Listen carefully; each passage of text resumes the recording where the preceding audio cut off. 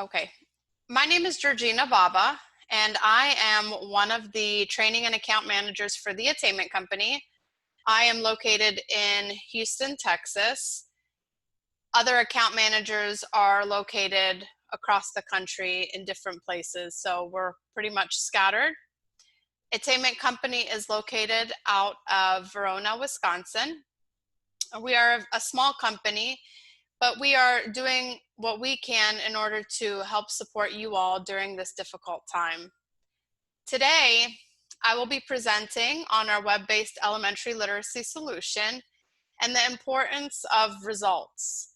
So again, like I said, we are going to record this webinar, and also our chat option is unavailable because I'm facilitating this on my own. But at the end, I will give you my contact information so that way you can email me and I can either answer your question or help guide you to your appropriate account manager. First things first, I just want to start off by saying thank you. Thank you so much for everything that you all are doing during these uncertain times. You have all come together to do what is in the best interest of students. We will get through these times and be better at the end of all of this. So we're going to go ahead and get started. So we know that data drives all goals and individual instruction. Without data, we would be driving blindly through teaching, working on skills that may have already been mastered, or working on areas where there is no emergence of skill. I love this specific quote because it truly is our goal when we look at data, especially the data that's on our web-based literacy solution. The goal is to turn data into information and information into insight. And that is exactly what we're going to do today.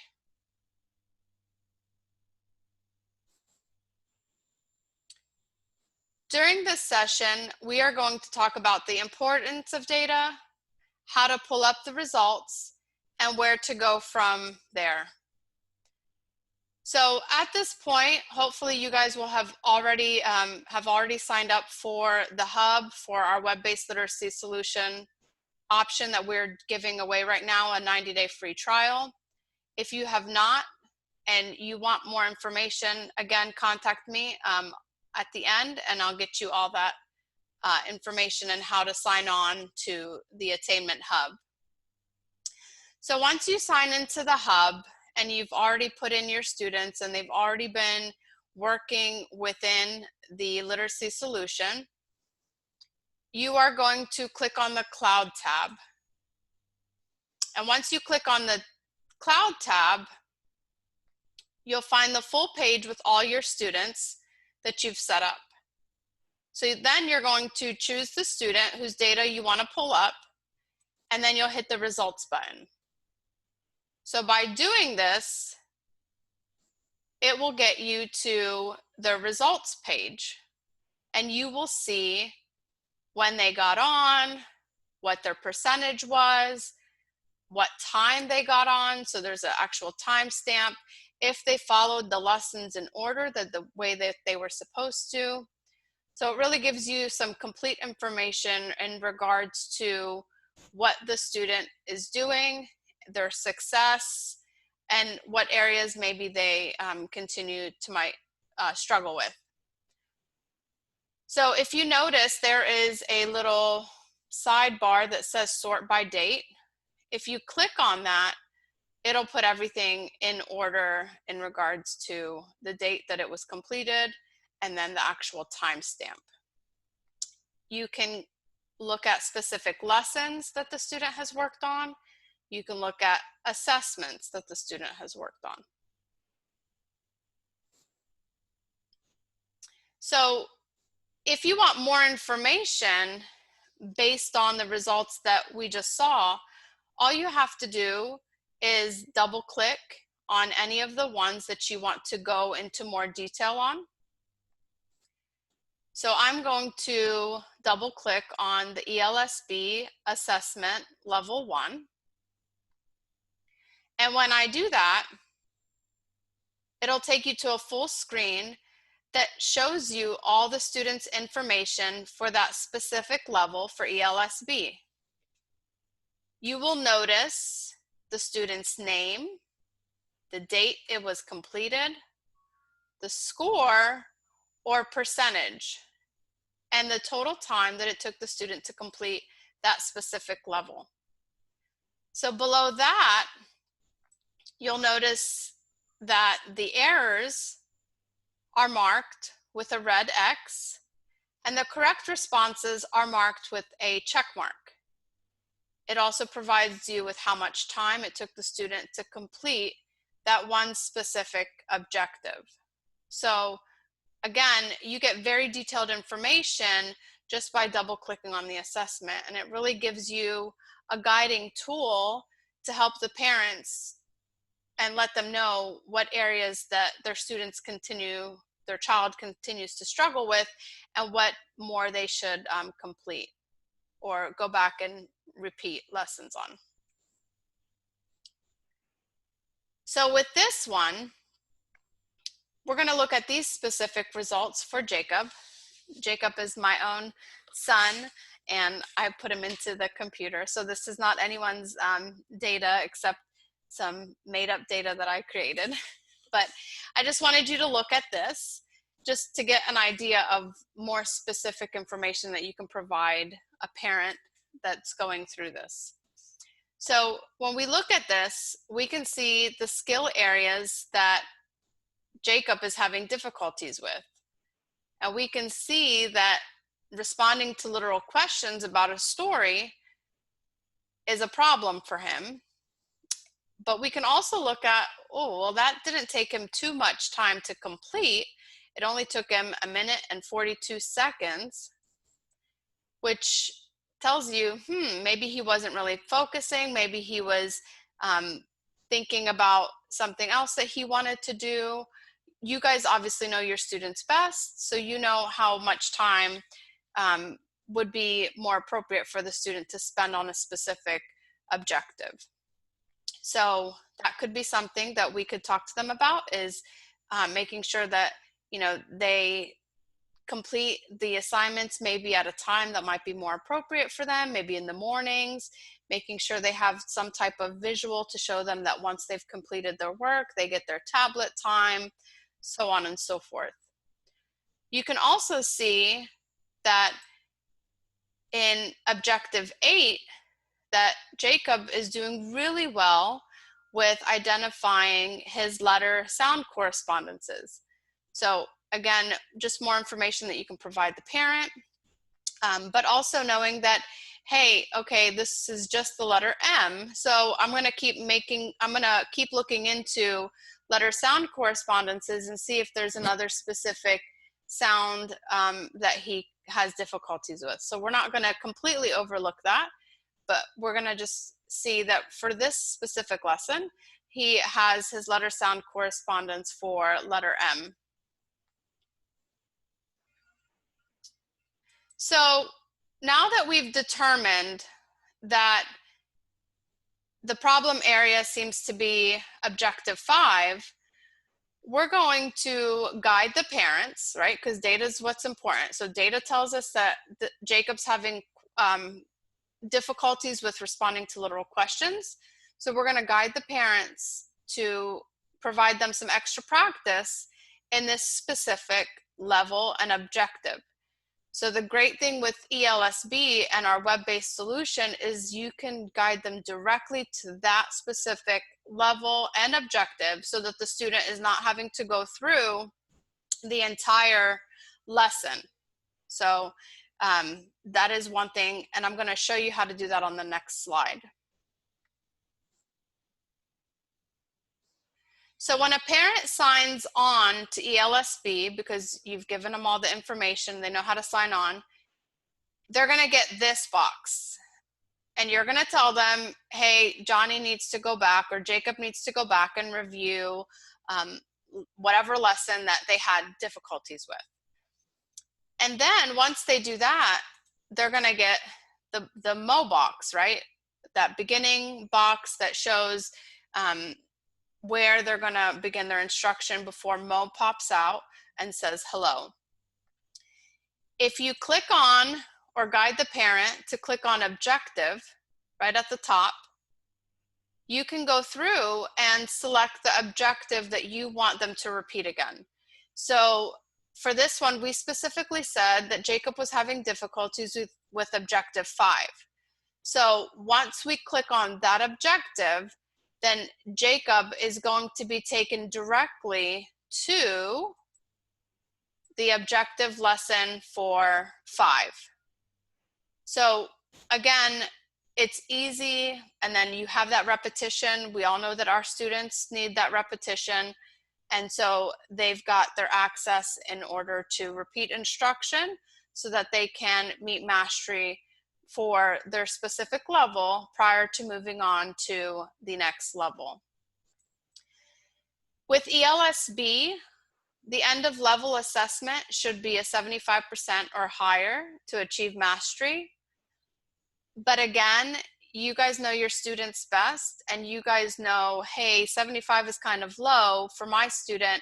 I want him to be more at the 90% mastery level. And so that's what you will tell the parent. So you want them to be at a 90% mastery level prior to them moving on to the next level. Okay? There are 7 levels with ELS-B. And so after the 7th level and the student has mastered it, then they can start the next program, which is Early Reading Skills Builder, which I'm going to talk to you about next.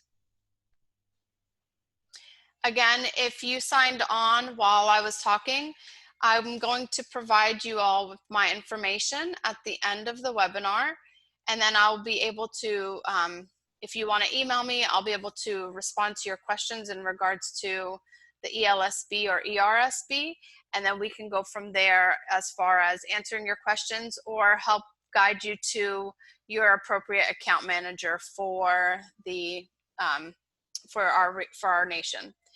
I just want to apologize. I'm working from home like many of you are. So if you hear that noise in the background, it's one of 2 things. It's someone outside cutting the grass or my kids. So just bear with me, and I hope you all understand as we all get through these tough times.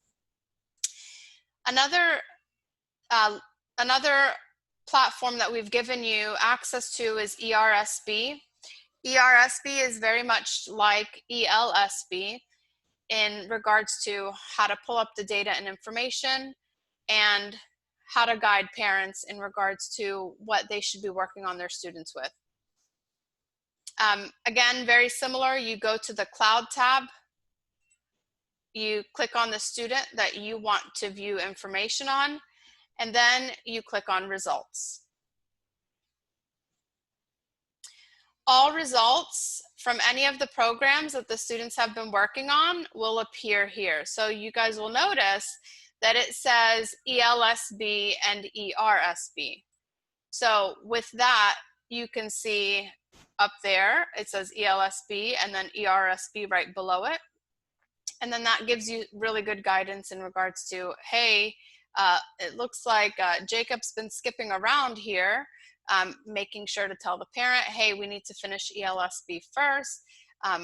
You may not give them access to ERS-B and ELS-B together. I would give them access to it at once they've completed level 7 of ELS-B and have mastered it. But again, this is just for your sample, just so I can give you guys some ideas of what to do with the results. I just wanted to show that this is what would come up if students had access to both ELS-B and ERS-B. Again, very similar. Once you double click on the lesson that you want to look at. So with this one specifically, we're going to look at lesson 1. Wow, it looks like he really bombed this one. He got only 11% on it. And so when we double click on that, you're going to get the similar information that you did with ELS-B, the name, the date, the score, the level, the lesson, the time the student did it. The time can be really telling, right? because we know that the student performs best in the morning, or the student best performs in the afternoon. So maybe that could be something that you might discuss with the parent in regards to, hey, let's try to get him on in the morning.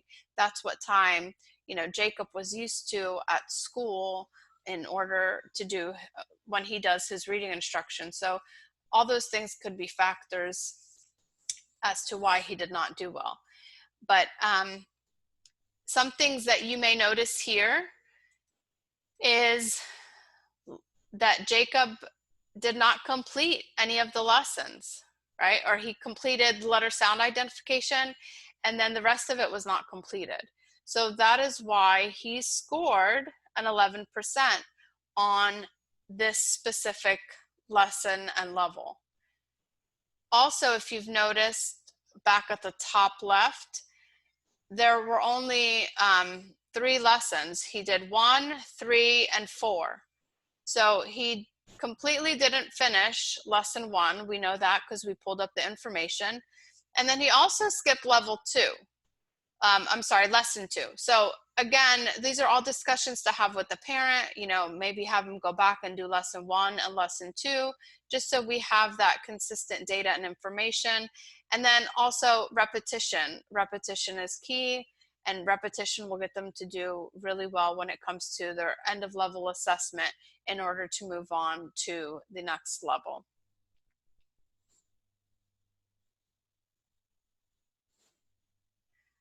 For this specific one, I pulled up the results for lesson 3, and we can see here in lesson level 15, lesson 3, that Jacob had difficulties with segmenting, and he had difficulties with segmenting 1 and then segmenting 2. They're a little different with ERS-B. And so we know that he had trouble in both of those areas. And so again, having that discussion, looking at the time that it took him to complete it, it only took him 1 minute and 58 seconds. Did he really rush through it? Having, again, the discussions about the time when he got on, was he purposeful in his learning? Did he have his first then board that showed him first work and then he gets tablet time? Or whatever other things that he may need for in order to stay focused on his lesson that's being completed. But we have that information. So now we're telling the parent, hey, you know, Jacob's having a difficult time with segmenting. Level 15, lesson 3 was very difficult for him. So now we want them to go back and focus on that area again, do that reteaching, have them complete those levels again and those activities so that they can make progress and pass their the level that they need in order to move on to the next level. So again, I'm going to show you how to do that. So when the parent signs on to ERS-B or Early Reading Skills Builder, they choose the appropriate level and lesson. So we said it was level 15 and lesson 3.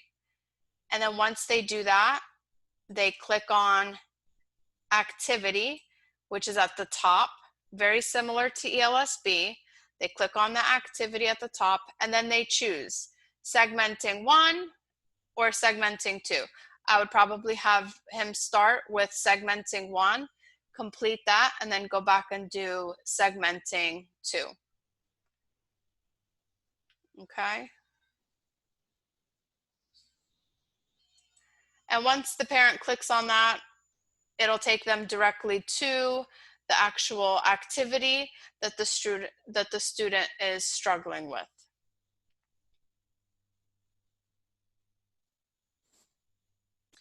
With ERS-B, mastery level to move on to the next level is 80%. Again, for some students, you may determine a mastery level at 90%, just based on their individual ability. So, but in order for them to move on, it has to be 80%. You will get a notification, or the parent will get a notification congratulations, you've done it, right at the end of completing that level if they've mastered that level. Or it'll say, good try, if they got anything less than that. So I hope that was helpful and beneficial for you guys to see and walk through that. It was beneficial for me to actually go through it so that I can help support you guys better. It is very easy to navigate. If you need help as far as what should I do, or how can I guide the parent with these results, you know, let us know and we'll be more than happy to support you. One of the other things that I wanted to make sure to touch on with this webinar is the 10 simple solutions for distance learning that the Attainment Company has put on our website.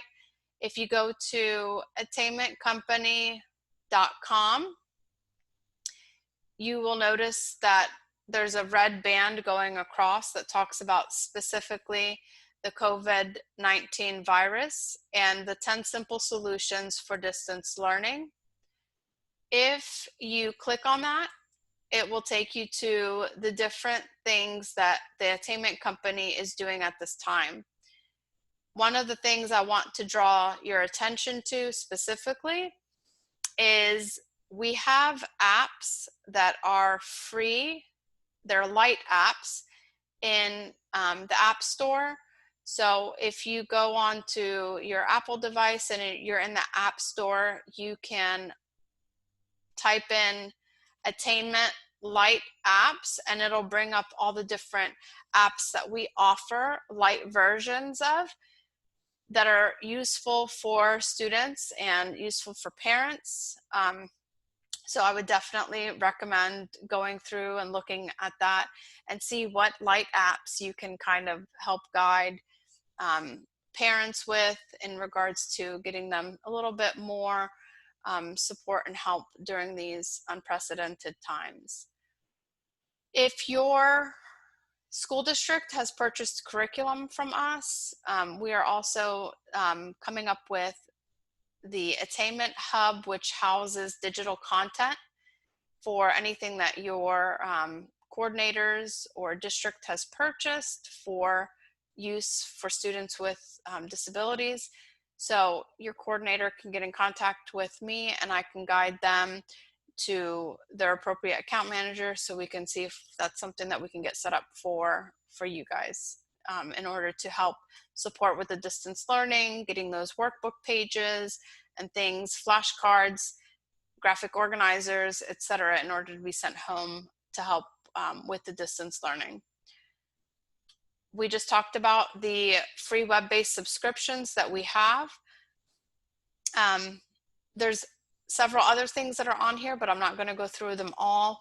One of the other ones are the webinars. So every week we are going to be hosting some different webinars. So keep checking back on number 9 on webinar times to see what other webinars we are offering. Another wonderful tool that I want to make sure you guys all know about is we have our free lessons with each of the curriculum components on our website. So if you go to attainmentcompany.com and you type in math, it'll bring up all the math curriculum that we have. And once you go into the descriptor, it'll tell you what grade levels it works with. And then if you scroll down to the bottom, it'll say samples and supports. And you can download the instructor's guide sample and also the student workbook sample. So there's a lot of really good lessons on there that you can get in order to pass along to parents and such in order to be able to teach some other things.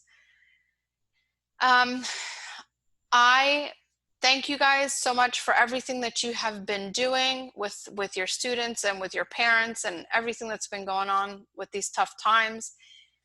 If you guys have any questions on anything that's on this page or anything that I've talked about with ELS-B or ERS-B, please let me know.